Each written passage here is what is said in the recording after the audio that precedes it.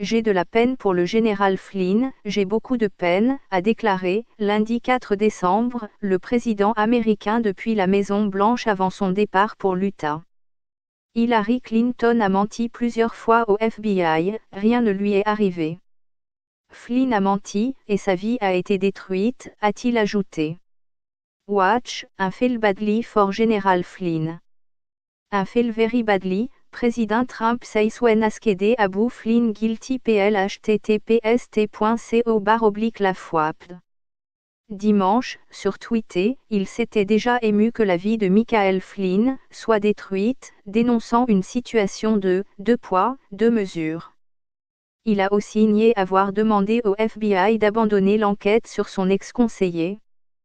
Lors d'une audition au début de juin devant le Sénat, l'ancien directeur du FBI James Comey avait affirmé que Donald Trump lui avait personnellement demandé d'enterrer l'enquête visant Michael Flynn. J'ai dû limoger le général Flynn parce qu'il a menti au vice-président et au FBI. Il a plaidé coupable de ses mensonges. C'est triste parce que ses actions pendant la transition étaient légales.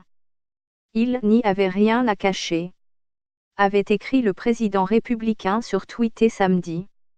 Michael Flynn a plaidé coupable vendredi d'avoir menti au FBI à propos de ses contacts avec la Russie et promis de coopérer pleinement dans l'enquête sur une possible ingérence russe dans l'élection présidentielle américaine et sur une collusion entre Moscou et l'équipe de campagne de Donald Trump. Le FBI, la Confédération internationale de l'agriculture et la direction du renseignement national américain avaient, en effet, conclu à l'époque à une responsabilité russe dans le piratage des serveurs du Comité national démocrate pendant la campagne présidentielle. Obama a alors décidé d'expulser 35 diplomates russes. Toujours selon les procureurs américains, Michael Flynn a appelé Sergueï Kislyak pour lui demander que Moscou réagisse avec modération.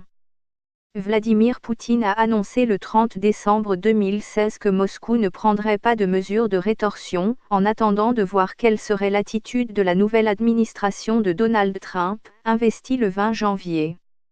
Moscou a, finalement, pris des mesures de représailles cet été.